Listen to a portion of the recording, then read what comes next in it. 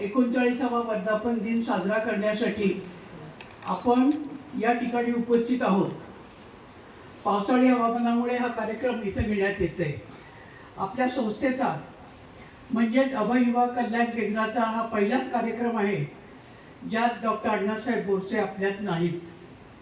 मीही ते गेल्यानंतर आज पहिल्यांदाच आपल्या संस्थेच्या सर्व आजी आणि माजी सदस्यांना भेटते आहे.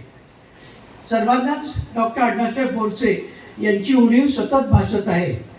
त्यांचे फार मोठे योगदान ही संस्था निर्माण करण्यात आणि वाढीला लागण्यास कारणीभूत आहे.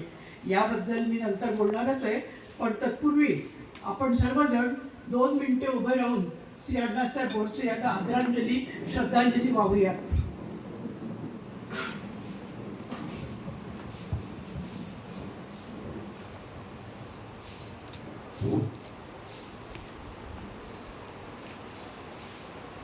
ओम शांती शांती शांती ओम.